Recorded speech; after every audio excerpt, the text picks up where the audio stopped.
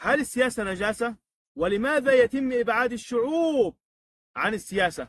تعال نشوف في الحلقة بعد الفاصل، يلا بينا.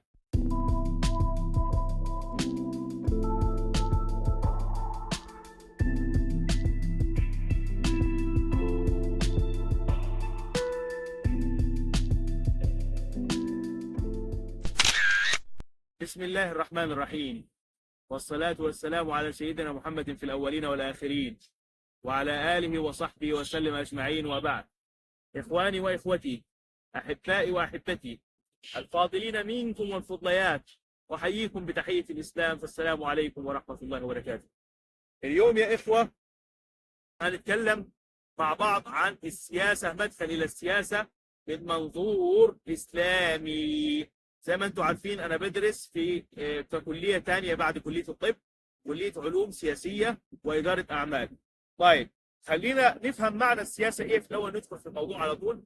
لما تتلقى شخص، المفهوم العام بتاعنا، لما تتلقى شخص منمق في كلامه كده وبيقول لك كلام حلو كده وبياخد ويدي معاك في كلام، تقول لك ده الواد ده سياسي. هذا المفهوم اللي واخدينه عن السياسة، صح؟ صح. طيب لما واحد تلاقاه شغال في حزب معين، ولا بينزل انتخابات، ولا بيروح ينظم انتخابات، ولا ده يقول لك ده سياسي. طيب ايه هو السياسة؟ ده بيعمل ايه؟ ما فاهمينش حاجة. طب ايه غايته من الحزب؟ ليه مشترك في الحزب؟ ليه بيقتضي جزء، ليه بياخد جزء من الوقت في الحزب؟ ما حدش عارف حاجة. طيب لما تلاقى مثلا زمان كان في احد الدول كان في حاجة اسمها ششمة بالتركي، او زي نافورة كده، بيتم عندها شنق المعارضين للدولة، فتم ربط السياسة بالمشنقة بالنافورة دي. تمام؟ ده مفهوم السياسة المشكل عند أغلب الناس. رجل سياسي شغال في السياسة، أو راح منمق في كلام، أو حاجة معينة مرتبطة بالسياسة زي نافورة زي بتاع كده. طيب في الواقع مفهوم السياسة أكبر من كده. مفهوم السياسة يعرف بأنه إدارة الدولة وطلبات الشعوب من الدولة. مش فاهمين حاجة برضه. يعني مثلا على سبيل المثال، لما تيجي مثلا الدولة تقول لي مجموعة من حي من الأحياء أنا هحط مقلب زبالة في المنطقة دي. تمام؟ ادي قرار دولة يوناتيمي بالتركي، يعني إدارة الدولة في قراراتها تعطي قرار معين في حاجة معينة. أنا عاوزة إن أحط المقلب الزبالة في الحي دي. طيب لما الناس تطلع مظاهرات وتقول لا، أنا مش عاوزين المقلب الزبالة ده في الحي بتاعنا، المقلب الزبالة ده في الحي بتاعنا هيجيب لنا حشرات ويجيب لنا ناموس. أيوة، إذا طلبات الشعب ده كمان سياسة. طلبات الشعب، اقتصاد الدولة سياسة، الدولة تصدر قرار سياسة، وطلبات الشعب سياسة. عرفتوا السياسة يعني إيه؟ يعني إيه برضه مش فاهمين؟ يعني الشعب ده برضه ما يطلعش كله كده مع نفسه وكله يدي قرارات مع نفسه. اقتصاد الدولة برضه مش محسوبة كده. هي امال ازاي؟ مش فاهمين حاجة برضه. الشعب ممثل في الأحزاب. الأحزاب تمثل الشعوب وتمثل طلبات الشعوب، وفي رقابات بالتركي، يعني في منافسة بين الأحزاب في جلب أكبر كمية من الشعوب لمساندتها في الانتخابات. فكيف اللي بيحصل كالآتي؟ إن الأحزاب بتعترض، بيكون متمثلة في الدولة وناقلة لطلبات الشعوب للدولة، إن مش عاوزين مقلب الزبالة ده في الحتة الفلانية في الحي بتاعنا. فهمتوا؟ يبقى اعتراضات الشعوب تنقل عن طريق الأحزاب للدولة بآلية السياسة، وقرارات الدولة في الأول هي قرارات سياسية. طيب ده مثال ثاني. دولة أجنبية جهدت وقالت يا تركيا ولا يا مصر ولا يا السعودية ولا أي بلد، أنا عاوز أبني مصنع لإنتاج المنتج بتاعي في بلدكم. أبني في أي محافظة؟ شركة سامسونج مثلا جهدت وقالت عاوز أبني مصنع للتليفونات السامسونج في محافظة معينة. شوفوا لي محافظة. هنا الشعوب هتعمل إيه؟ الشعوب هتتدخل، المحافظات هتتدخل. كل شعب موجود في محافظة هيتدخل ويقول أنا عاوز المصنع ده يبقى عندي، وده يقول عندني، وده يقول عندني. القاهرة تقول عاوز عندنا، سوهاج تقول عاوز عندنا، أسيوط تقول عاوز عندنا، الجيزة تقول عاوز يبقى عندنا. ليه؟ علشان هيبقى فيه فايدة هتيجي من ورا المصنع ده لما يتبني في الأرض دي. هيتوفر فرص عمل لأهل المحافظة، هيتوفر إنتاجية لأهل المحافظة، هيتوفر مال ومصدر مالي واقتصاد لأهل المحافظة. أيوة، يبقى ده قرار من الدولة ببناء المصنع في محافظة معينة، وشعوب المحافظات الثانية تعترض. ده كمان سياسة، بس عن طريق إيه؟ الأحزاب. خلاص، وصلت فكرة السياسة؟ طيب، موضوع الاعتراض ده من واقع إسلامي، هل هو موجود فعلا؟ ما احنا بنسقط ايه؟ ما احنا بنتكلم عن السياسة من منظور إسلامي. من منظور إسلامي، هل الاعتراض ده موجود في الدين الإسلامي؟ هل الواحد ممكن يعترض للحاكم ويقول له اعمل كذا وما تعملش كذا؟ تعال معي. عن النبي صلى الله عليه وسلم قال: سيد الشهداء حمزة، ورجل قام إلى إمام جائر فأمره ونهاه فقتله. سيد الشهداء حمزة، ورجل قام إلى إمام جائر فأمره ونهاه فقتله. رواه الحاكم في المستدرك والترمذي في سننه وصححه الألباني. حديث صحيح صححه الألباني. عرفتوا يا إخواننا؟ عرفتوا يا إخواننا إن معارضة الشعوب للأنظمة في قراراتها ده نوع من أنواع السياسة، ومن منطق شرعي هو مشروع.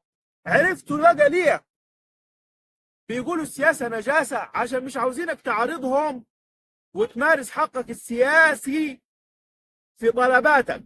عاوزين يسلبوك طلباتك، عاوزين يسلبوك حقوقك، عاوزين يسلبوا إرادتك. علشان كده بيقول لك السياسة نجاسة. عرفت ليه بيقولوا السياسة نجاسة يا أخويا يا أختي؟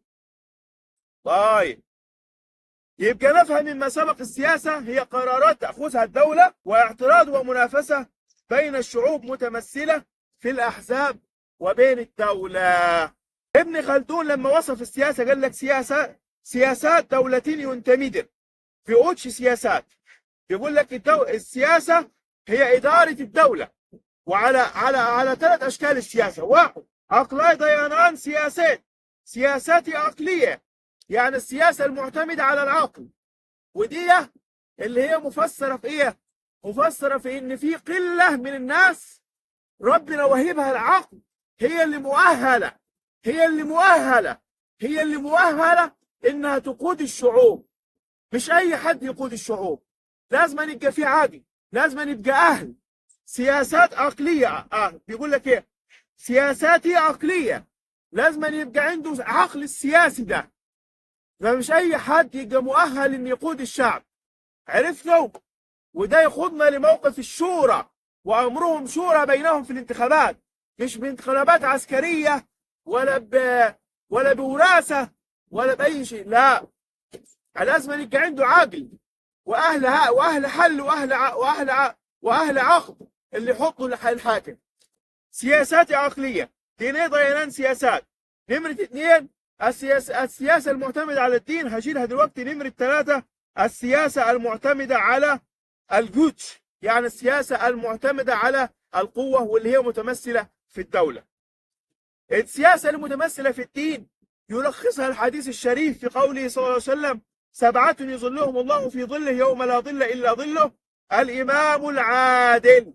الإمام العادل وشاب نشأ في عبادة الله، إلى نهاية الحديث.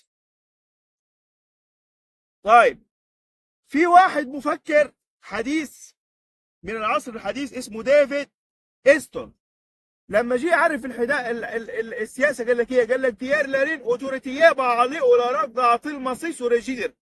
بيقول لك هي مرحلة توزيع وتقسيم القيم والمنتجات والإنتاج على الشعوب عن طريق السلطة.